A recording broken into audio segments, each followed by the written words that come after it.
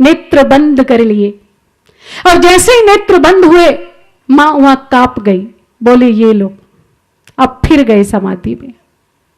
और फिर ये ऐसी समाधि नहीं है, ये ऐसा नशा नहीं है कि क्षण चढ़े क्षण उतरे, एक क्षण में चढ़ जाए और एक क्षण में उतर जाए। ये एक ऐसा नशा है, ये एक ऐसी बेहोशी है, ये एक ऐसा रंग है, ये एक ऐसा रस है कि एक बार चढ़ा तो फिर उतरने वाला। और भगवान भोलेनाथ तो जब इनका वर्णन आता है कि भगवान भोलेनाथ कितनी देर के लिए समाधि में जाते हैं, बोले ये कोई नहीं कह सकता। बीते सम्मत सहस्र 87 और तजी समाधि शंभु अविनाशी 87 हजार सम्मत बीत जाते। आप 87 क्षण के लिए भी समाधि में चले जाएं तो दोबारा संसार में पूर्णपि जन्म पूर्णपि मरणम पुनरपि जननी जठरे शयनम वापिस आने की आवश्यकता नहीं पड़ेगी। आप 87 क्षण तो क्या, एक क्षण के लिए भी, केवल एक क्षण के लिए, जिस दिन आपकी समाधि लग गई वो क्षण आपका मुक्ति का क्षण होगा। दोबारा प्रयास करने की आवश्यकता नहीं। मैं सदैव अपने श्रोताओं से कहा करती हूं कि संतों के वचन हैं, गुरुदेव भगवान का प्रसाद है, वो कहा करते थे कि मुक्ति मृत्यु से 100 वर्ष पहले भी संभव है। मुक्ति मृत्यु से 100 वर्ष पहले भी संभव है और एक क्षण पहले भी संभव है। एक क्षण पहले, केवल एक क्षण। महाराज मंधाता की मुक्ति अंतिम केवल एक क्षण में हुई। आप शास्त्रों को पढ़ेंगे तो आपको पता चलेगा। मुक्ति मृत्यु से 100 वर्ष पहले भी संभव है और एक क्षण पहले भी संभव है। और हमें अगर ये धोखा हो, अगर ये गलत फहमी हो तो मन से निकाल देना कि मरने के बाद मुक्ति मिलेगी। मरने के बाद मुक्ति संभव नहीं है। मुक्ति जब भी मिलेगी तो जीवन काल में ही मिलेगी। मरने के बाद मुक्ति मिलेगी ऐसा कभी सोच भी मत लेना और इस धोखे में रह भी मत जाना, क्योंकि अंतिम क्षणों में ना जाने वृत्ति कहां जाएगी जो जीवन मुक्ति का आनंद ना ले सका, जिसने सच्चित आनंद की अनुभूति नहीं की, जिसने अपनी आत्मा से प्रेम नहीं किया, जो सदैव अपने देह अध्यास में जिया, वो अंतिम क्षणों में भी देह अध्यास में ही जाएगा। उसकी वृत्ति देह से जुड़े हुए उन पात्रों में जाएगी, उन पदार्थों में जाएगी, उन वस्तुओं में जाएगी। और जिसमें वृत्ति चली गई लौट करके फिर हमारी वासना हमें वहीं ले आएगी, क्योंकि मरने के बाद केवल सूक्ष्म शरीर जाता है, सूक्ष्म, और वो सूक्ष्म कारण को लेकर। बड़ी पते की बात है, वो भगवान शंकर के स्वरूप का वर्णन है। ये जब सूक्ष्म जाता है, निकल करके जाता है, सूक्ष्म जाता है, तो वो सूक्ष्म कारण को लेकर स्थूल बनकर पुनः वापिस आ जाता है। कारण को धारण करता है, क्योंकि हमारे शरीर धारण करने का कारण क्या है? दोबारा दोबारा सृष्टि में क्यों आना पड़ता है? क्योंकि कोई ना कोई तो कारण होता है, कोई ना कोई तो मूल होता है। और हमारे 3 शरीर है, एक सूक्ष्म, एक कारण और एक स्थूल। स्थूल शरीर जागृत में होता है, सूक्ष्म शरीर स्वप्न में होता है और कारण शरीर सुषुप्ति में होता है। और ये तीनों एक साथ काम करते हैं। जब निकल करके जाता है तो सूक्ष्म जाता है, जिसको सूक्ष्म शरीर कहते हैं, और वो सूक्ष्म शरीर जिस वासना को लपेटकर अपने साथ ले जाता है उसी कारण को वापस ले आता है आपके स्थूल शरीर में, एक और नए स्थूल शरीर का निर्माण करने के लिए। फिर प्रस्तुति हो जाती है। सूक्ष्म के साथ कारण दोबारा लौटने का कारण है। इसलिए अपने सूक्ष्म शरीर को, उस आत्मा के स्वरूप को कुछ ऐसा निर्मित कीजिए कि उसके साथ वासना का स्वच्छंद विचरण ना हो सके, लौट कर नहीं आए। श्रीमद् भगवती गीता में भगवान श्याम सुंदर ने अर्जुन को एक बड़ा सुंदर संबोधन किया। यम यम वापि समरन भावम त्यजन्ते कलेवरम तम तमेव कौन्ते सदा तदभाव भाविता। यहां सदा शब्द आया। बोले यम यम वापी समरण भावम त्यजन्ते कलेवरम। जिस जिस भाव का स्मरण करते हुए ये जीव यानी हम और आप इस शरीर का परित्याग कर जाते हैं, तम तम मेवेति कौनते, फिर उसी उसी को प्राप्त करते। इसलिए तुम जिसको प्राप्त करना चाहते हो, स्वाभाविक है कि अगर मुझे पाना चाहते हो, मुझे प्राप्त करना चाहते हो, अंततः मेरी गति को प्राप्त करना चाहते हो, मेरे चरणार बिंदु में आना चाहते हो, मुझ में समाहित हो जाना चाहते हो, तो सदा तद्भाव भाविता, सदा उसी भाव में रहो जो भाव मुझ तक तुम्हारी यात्रा संपन्न कराता है। अगर ऐसा नहीं हुआ तो फिर मेरी कोई गारंटी नहीं है तुम कहां जाओगे, किस शरीर में जाओगे। तुम्हारा सूक्ष्म शरीर ना जाने कहां तुम्हें पटक देगा।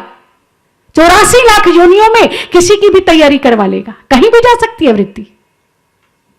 20 लाख स्थावर जानू, 9 लाख पुनि जलचर मानू, 11 लाख कुर्म कवि गाए, पक्षी गण 10 लाख बताए, 30 लाख पशु जानो भाई, 4 लाख वानर सुखदाई। ये 84 जब कट जाए तो तब मानुष के तन को दुर्लभ मानुषो देहो देही नाम क्षण भंगुरा, तत्रापि दुर्लभम लोके वैकुंठ प्रिय दर्शना, दुर्लभम त्रयमेतत् देवा अनुग्रह हेतुकम, मनुष्यत्वम मुमुक्षत्वम महापुरुष संश्रयम।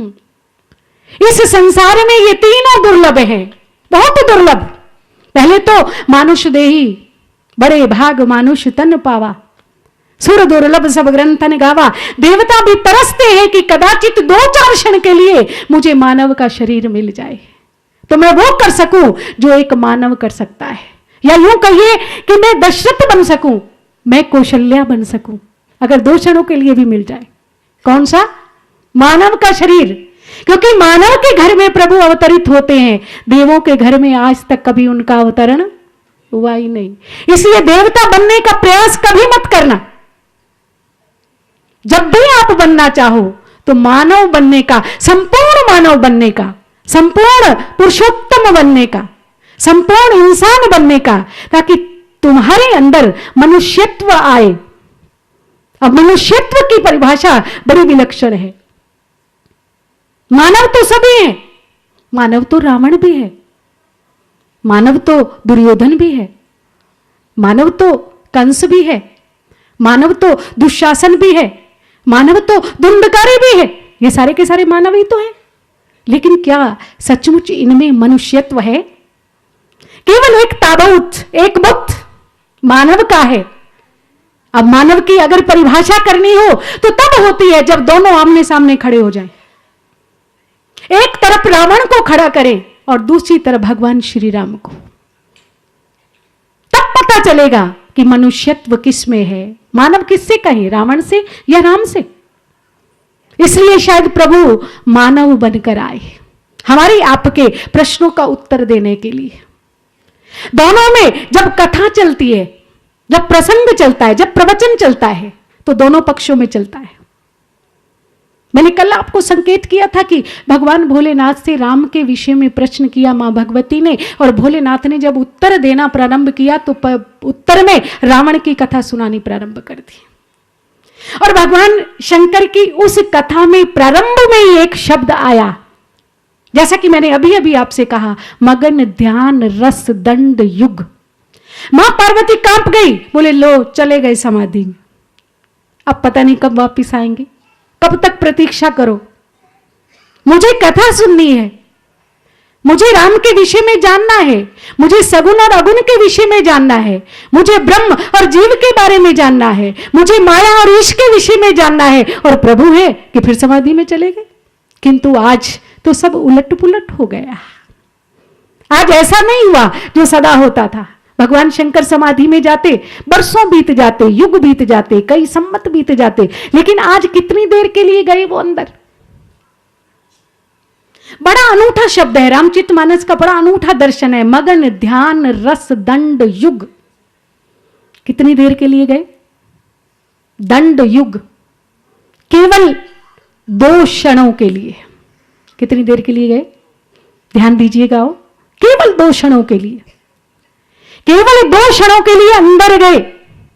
और जैसे ही अंदर गए मगन ध्यान रस दंड युग, ध्यान योग की 7वीं सीढ़ी। ना यम किया, ना नियम किया, ना आसन किया, ना प्राणायाम किया, ना प्रत्याहार किया, सीधा कहां पहुंच गए? मगन ध्यान रस दंड युग। शंकर को ये सब साधना नहीं पड़ता, वो तो सहज स्वरूप है, अपने सहज स्वरूप में सदा निगमन रहते हैं और पहुंच गए सीधे कहां? जैसे ही अंदर गए, ध्यान लगाया, हृदय कर्णिका पर भगवान श्री राघवेंद्र आकर बैठ गए। कौन आगे? वंदऊ बाल रूप सोई रामू, सावधान होकर बैठिए। बाल राम भगवान शिव के इष्ट हैं। जैसे ही अंदर गए, ध्यान 2 क्षण के लिए ध्यान लगाया, हृदय कर्णिका पर आकर बैठ गए। कौन? जन्म जन्म मुनि यत्न करावई और अंत राम के आवत। जन्म पर जन्म बीत जाते हैं, युग पर युग बीत जाते हैं, कल्प पर कल्प बीत जाते हैं। हमारे और आपके भी अरबों वर्ष से जाने कितने जन्म हुए, कितनी प्यास है। प्यास ऐसा नहीं है कि आज ही जागी हो। आज अगर हम राम कथा में समुपस्थित हुए हैं तो इसका सीधा सा अर्थ है कि युगों युगों से हमारी राम के प्रति प्यास रही है, आस्था रही है, उनसे प्रेम रहा है। अगर ऐसा ना होता तो आज इस कथा के संयोजन में, आयोजन में आप समुपस्थित नहीं होते। राम के प्रति जो हमारा प्यार है, जो अनुराग है, जो प्रेम है, जो उनसे हम जुड़े हैं, उनका अंश है, भले ही हमें ज्ञान नहीं है कि हम उन्हीं के हैं, उन्हीं से हमारा उद्गम है, उन्हीं में हमारा आदि है, उन्हीं में हमारा मध्य है, उन्हीं में हमारा अंत है। भले ही हमें ज्ञान ना हो, लेकिन कुछ तो ऐसा है, कहीं ना कहीं हृदय की किसी कर्णिका पर राम विराजमान है। और कभी ना कभी हम अयोध्या में रहे होंगे, कभी ना कभी हम चित्रकूट में रहे होंगे, कभी ना कभी हम पंचवटी के कोई वृक्ष, बल्लरी आदि या घास फूस तिनका ही बने होंगे। राम जी ने हमारा अवश्य किसी ना किसी रूप में स्पर्श किया होगा, इसलिए तो आज भी हमारा हृदय तड़पता है उन राघवेंद्र सरकार के लिए। और आज भी उनकी कथा सुनकर के रोमांच होता है, कंठ अवरुद्ध होता है, नेत्रों से अश्रु प्रवाहित होता है।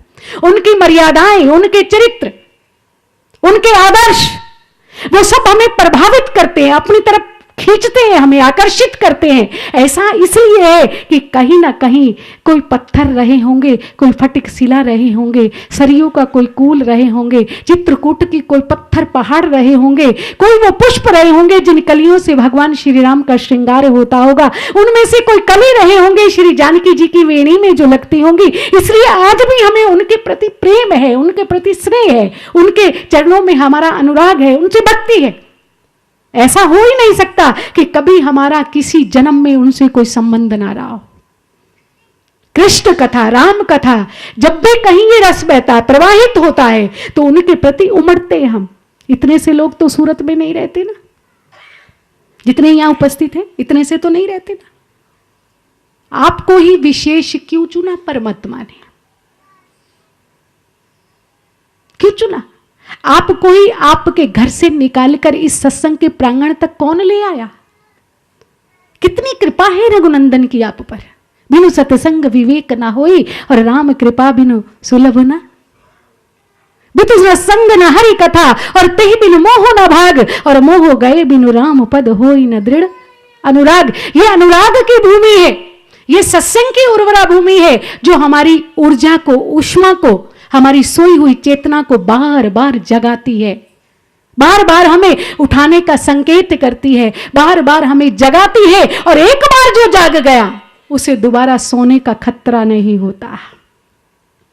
जाग जाए एक बार, ये अपने प्रयास से नहीं मिलता हो, कुछ विशेष को चुनता है प्रभु। श्रोता भी कोई विशेष ही बन पाता है, सब नहीं बन पाते। राम कथा सबको मिले ऐसा संभव नहीं है। कुछ लोग तो प्रयास करने के बाद भी, प्रयत्न करने के बाद भी यहां तक नहीं पहुंच पाते, चाहते हुए भी, क्योंकि अनुभूति नहीं है वहां, अभी कृपा थोड़ी कम है। जब संपूर्ण होगी तो फिर बरसेगी। हृदय कर्णिका पर भगवान श्री राम 2 क्षण के लिए अंदर गए और जैसे गए भगवान राम विराजमान हो गए। भगवान भोलेनाथ लौटने लगे। भगवान श्री राम ने पीछे से पुकारा, ए बाबा, आज हमसे कुछ बातचीत नहीं करोगे क्या? नित्य तो आप हमारे पास बैठते थे, विनोद करते थे, बातचीत करते थे, अंदर ही अंदर तरफरात निश दिन मिलवे को मिला ही रहते जनु कबहु मिले ना। और भगवत रसिक रसिक की बातें रसिक बिना कोई समझ सके ना। नित्य आत्मा और परमात्मा का अंदर ही मेल होता है। भगवान श्री राम परब्रह्म परमात्मा, शिव नाम आत्मा, आत्मा और परमात्मा का नित्य संगम आज इतनी जल्दी कहां चलती है। भगवान भोलेनाथ ने कहा कि आज हम आपके पास नहीं बैठेंगे। बोले क्यों? क्योंकि बाहर कोई हमारी प्रतीक्षा कर रहा है। बोले ऐसा कौन है? ऐसा कौन है? बोले आज उमा प्रतीक्षा कर रही है हमारी। बोले क्यों? बोले आपके चरित्र रूपी, आपके नाम रूपी, आपके लीला रूपी, आपके कथा रूपी रस का पान करना चाहती है। भगवान राम ने कहा, बोले अगर किसी अतिथि को इस तरह से अवमानना करके छोड़कर कोई चल दे तो अगर वो रूठ गया तो? बोले आप कोई संसारी व्यक्ति थोड़ी ना है कि आप रूठ जाएंगे। आप तो रघुनंदन है, आपको तो प्रेम है, आप तो भक्ति प्रेम की प्यास है, आप तो अनंत सरोवर है, अथाह सागर है करुणा का। और वैसे भी आपको स्वयं भी तो अपना नाम, अपनी लीला, अपनी कथा स्वयं भी तो प्रिय है। तभी तो आपने सहस्त्रों नामों में एक नाम मुग्ध रख लिया। मुग्ध। बोले जहां भी मैं सुनता हूं ना, कोई प्रेम से मेरा नाम लेता है, जहां मेरी कथा होती है वहां मैं पागल हो जाता हूं, उन पर मुग्ध हो जाता हूं, उन पर आसक्त हो जाता हूं। तभी तो आपने अपना मुग्ध नाम रखा। भगवान फिर मुस्कुराए, बोले तो आए क्या करने थे? जब मेरे पास बैठना ही नहीं था तो आए क्या करने थे? क्योंकि भगवान शिव को यह खतरा नहीं है कि मैं बाहर भी चला गया तो प्रभु मुझे छोड़कर चले जाएंगे,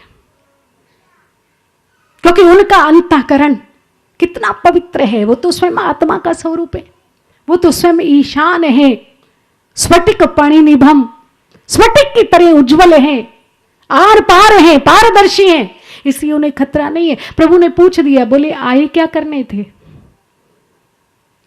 जब तुम्हें बाहर वापिस ही जाना था 2 क्षणों में तो फिर आए क्यों थे? बोले इसलिए भरने आया था, भरने। मगन ध्यान रस दंड युग,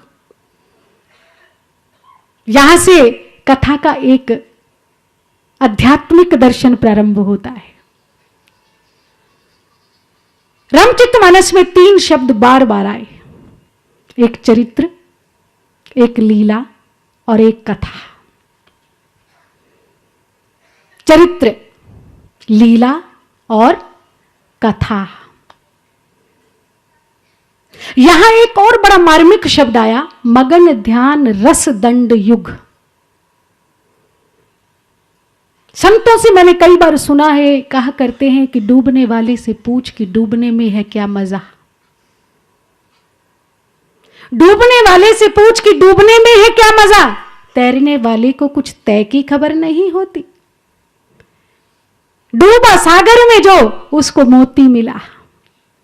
जो डूबेगा नहीं वो कभी रत्नों की प्राप्ति नहीं कर सकता। किनारे पर खड़े खड़े लहरों का आनंद भले ही ले लीजिए, लेकिन रत्नों की प्राप्ति करने के लिए तो अंदर उतरना पड़ेगा। और राम सिंधु, राम सागर है। अगर राम रतन की प्राप्ति करनी है, नाम रूपी रतन, चरित्र रूपी रतन, लीला रूपी रतन, सौंदर्य, औदार्य, सौशील्य, इन सब अनमोल रत्नों को निकालना है तो उसके लिए राम रूपी रस में डुबकी लगानी पड़ेगी।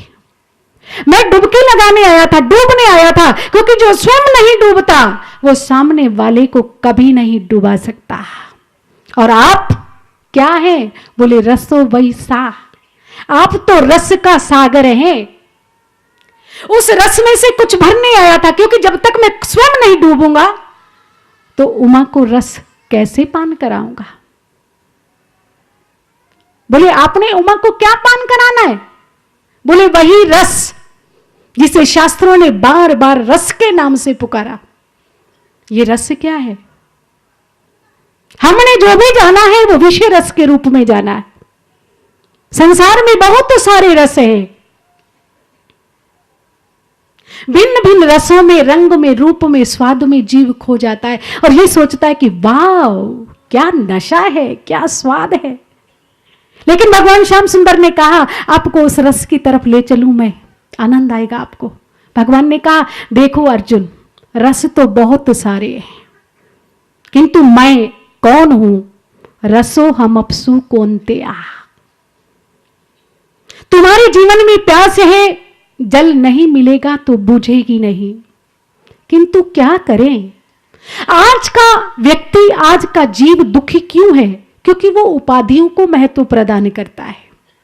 उसके जीवन में इतने सारे लेवल लग गए कि उन लेवलों को हटाना ही नहीं चाहता। दुकानदारी तो सजा लेता है, कमा तो अंधाधुंध लेता है करोड़ों में अरबों में, किंतु फिर भी उसके जीवन में नीरसता रहती है, शुष्कता रहती है, रस नहीं होता। उसका कारण कि वो रस के विषय में जानता ही नहीं। कभी पेप्सी बना लेता है, कभी लिम्का बना लेता है, कभी शरबत बना लेता है, कभी खसखस ले आता है तो कभी गुलाब ले आता है तो कभी लेमन ले आता है। नए नए रंग भरता है, नए नए स्वाद बनाता है, नए नए पेय बनाता है और सारे बना करके प्रस्तुत कर देता है अपने बंधु को, बांधवों को, अपने अतिथियों को। वो सोचता है कि मैं सम्मान कर रहा हूं, मैं आतिथ्य कर रहा हूं, यही सोचता है। मैं सामने वाले की प्यास बुझा रहा हूं, किंतु क्या ये संपूर्ण सत्य है? भगवान ने